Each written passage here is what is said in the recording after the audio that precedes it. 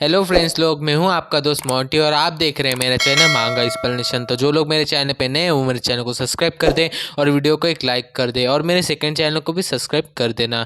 तो एपिसोड को शुरू करते हैं। एपिसोड के स्टार्टिंग में हमें दिखाया जाता है जो यांग फेंग होता है वो कहता है कि मैंने सुना है कि जो चिजियांगमू है उनके पास एलिमेंट की पावर है। वो एलिमेंट वाली सुपर ह्यूमन से मतलब वो किसी भी मतलब पानी, हवा या शायद आग, इन जैसी चीज़ों को यूज़ करते हैं उन्हें एलिमेंट सुपर ह्यूमंस कहा जाता है। और फिर वो कहता है कि आप एलिमेंट सुपर ह्यूमन हो और ऐसे लोगों की मेरे टीम में ज़रूरत है, तो आप मेरी टीम को भी ज्वाइन कर लेना। और मुझे एक गाइड की ज़रूरत है जो यहाँ पे रहता हो और इन उन्हें उसे इस जगह के बारे में पूरी तरह से मालूम हो। और फिर हमें दिखाया जाता है जो यान्यू होती है वो कहती है कि हाँ, इसके बारे में इसे कैसे मालूम पड़ा, हम में से किसी को भी इस चीज़ के बारे में तो मालूम ही नहीं था। और फिर हमें दिखाया जाता है जो सिनन होता है वो कहता है कि फैन को सभी चीज़ों के बारे में पहले से ही मालूम होता है। This is so awesome. और फिर हमें दिखाया जाता है जो चिजियांग ओयुंग होती है वो कहती है कि हम आपसे जो आपके क्रिस्टल कोर हैं उसके बदले हम आपके गाइडेंस कर सकते हैं। आपको जिस जगह जाना है हम उस जगह जाने में मदद कर सकते हैं, पर हम आपकी टीम में नहीं आ सकते। इसका कारण ये है कि इस अर्थ सिटी में 20 से ज़्यादा ऑर्गेनाइजेशन हैं जिन्होंने हमें एफर किया था कि हमारे टीम में आ जाए, पर हमने उन सभी को मना कर दिया क्योंकि हमें उन टीमों में जाने से कोई भी फ़ायदा नहीं होता और उन लोगों की टीम में जाने के बाद वो जैसा कहेंगे वैसा करना पड़ेगा। पर हम इस बात को ज़्यादा मानते हैं कि अपने आप को सुरक्षित रखना ये हमारी जिम्मेदारी है, तो हम किसी और के भरोसे पे नहीं रह सकते। और फिर हमें दिखाया जाता है कि जो मुँह होती है वो उन लोगों को अपने पीछे चलने के लिए कह रही होती है क्योंकि अंदर की तरफ डीलर होता है और कहती है कि मेरे पीछे चलो, आगे की तरफ डीलर है, तुम लोग मेरे पीछे ही चलना। और फिर हमें दिखाया जाता है कि जो जो चिज़ियांगमू होती है वो कहती है कि तुम्हें सिर्फ इतना काम करना है कि जो डीलर के बारे में बाहर किसी से भी मत कहना, क्योंकि लोग इस डीलर के पीछे हाथ धो के पड़ चुके हैं। अगर बाकी लोगों को पता चल गया कि डीलर हमारे इस जगह पे हैं तो वो लोग इस जगह पे अटैक कर देंगे और इस जगह को तबाह कर देंगे। और फिर जो यांग फेंग होता है वो कहता है कि ओके ठीक है, मैं किसी को नहीं बताऊंगा। और फिर हमें दिखाया जाता है कि जो त्सुयामू होती है वो कहती है कि वो देखो वहाँ पे डीलर खड़ा है, तुम्हें वहाँ जाके अपना जो काम है जल्दी ख़त्म करके बाहर आना होगा। और फिर हमें दिखाया जाता है कि जो यांग फेंग होता है वो उस डीलर के पास जा रहा होता है और फिर वो अपने मन में कहता है कि लेवल 2 वाला जो डीलर है वो यहाँ पे है, पर मुझे उससे कुछ सामान चाहिए, क्या उसके पास होगा? उसके पास डिटॉक्सिफाई पोशन ज़रूर होना चाहिए। अगर वो ख़त्म हो गए होंगे तो चलो जाने दो, आगे जाके देखते हैं। और फिर हमें दिखाया जाता है जो यांग फेंग होता है वो यान्यू से कहता है कि तुम सभी लोग यहीं रुकना, मैं अभी जाके आता हूँ। और फिर जो यान्यू होती है वो कहती है कि ओके हम लोग यहीं रुकते हैं। और फिर हमें दिखाया जाता है जो यांग फेंग होता है वो इस डीलर से कहता है कि चलो ट्रांजैक्शन शुरू करते हैं। और फिर हमें दिखाया जाता है कि जो यांग फेंग होता है उसके सामने फिर हमें दिखाया जाता है जो यांग फेंग होता है उसके सामने बहुत सारे कार्ड आ जाते हैं, कुछ इस पे पोशन लिखा होता है और उसे एक प्रोफेशन कार्ड भी मिल जाता है। और फिर वो उस प्रोफेशन कार्ड को देख के कहता है कि बहुत खूब, एक पेशेवर कार्ड और एक विकसित औषधि है। मुझे लगता है कि जो आधार के लोग हैं वो सचमुच बहुत ज़्यादा गरीब है, वरना उन लोगों ने ऐसी चीज़ों को यहाँ पे रख दिया है, ये तो बड़ी ही अजीब सी बात हो जाती, वरना उन लोगों ने इनसे पहले ही खरीद लिया होता है, शायद उनके पास जेम्स की बहुत ज़्यादा कमी है। और फिर हमें दिखाया जाता है जो यांग फेंग होता है वो कहता है कि इससे अच्छी बात तो हो ही नहीं सकती, मैंने जो आधा महीना था उन दिनों में मैंने बहुत सारे zombies को मारा और बहुत सारे क्रिस्टलों को जमा किया है।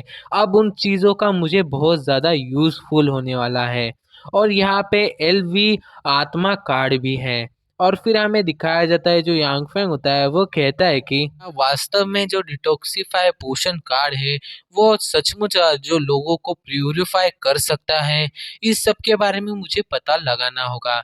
मैं एक काम करता हूँ, एक खरीद लेता हूँ और जो डुआनमो ही है उसे जाके इसको स्कैन करने के लिए कहता हूँ। वो इस बारे में मुझे सब कुछ जल्दी ही बता देगी।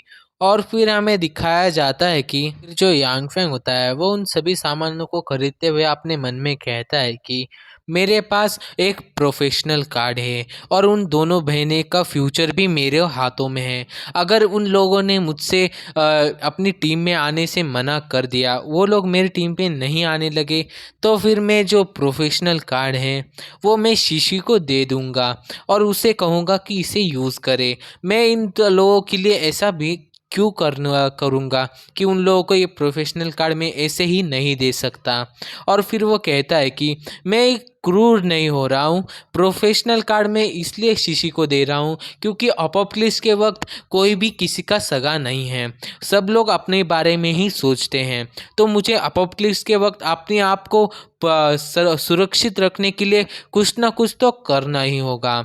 और फिर हमें दिखाया जाता है कि जो यांग फेंग होता है उसके हाथ में सिस्टम ओपन होता है और कहता है कि लेन देन सफल हुआ, आपने 802 ग्रे क्रिस्टल को हमें दिया और 40 वाइट ग्रे क्रिस्टल को हमें दे चुके हैं।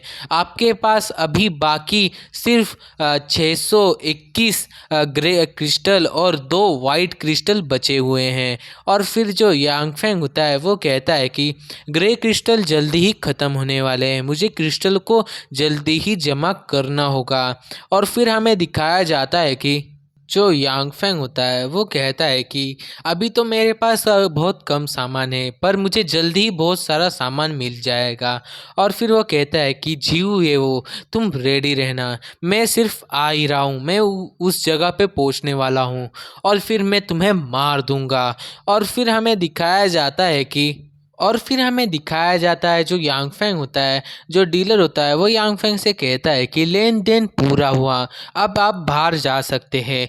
जैसे ही यांग फेंग बाहर जाता है तो बाहर का सीन देख के तो पहले बहुत ज़्यादा चौंक जाता है। और फिर जो जियांगमू होती है वो अपनी छोटी बहन से कहती है कि जल्दी करो, तुम मुझे मार डालो क्योंकि मैं अब ज़ॉम्बी में बदलने वाली हूँ, कभी भी मैं ज़ॉम्बी में बदल सकती हूँ, तुम मुझे सिर्फ मार डालो। और फिर हमें दिखाया जाता है कि जो यांग फेंग होता है वो अपने सामने देखता है कि जो चिजियांग वांग होती है वो कहती है कि बहन तुम ठीक रहोगी, जो आदमी है उसने भी डिटॉक्सिफाई पोशन पी लिया है। और फिर हमें दिखाया जाता है जो यांग फेंग होता है वो कहता है कि यहाँ पे चल क्या रहा है, तुम लोग क्या कर रहे हो। और फिर हमें बताया जाता है कि लेवल 2 की शील्ड। और फिर दिखाया जाता है जो आदमी जो ज़ॉम्बी बना है उसे। और फिर जो लड़की होती है वो कहती है कि मुझे नहीं लगता कि ये एक साधारण ज़ॉम्बी है, ये शायद लेवल 1 या लेवल 2 का ज़ॉम्बी ज़रूर होगा, इससे हमें बहुत ज़्यादा खतरा है। और फिर हमें दिखाया जाता है जो यानी होती है वो उस ज़ॉम्बी के ऊपर बंदूक तान देती है और कहती है कि तुम सभी लोग मेरे पीछे आ जाओ, वो ज़ॉम्बी हमारी तरफ ही बढ़ रहा है, तुम सभी लोग मेरे पीछे खड़े हो जाओ।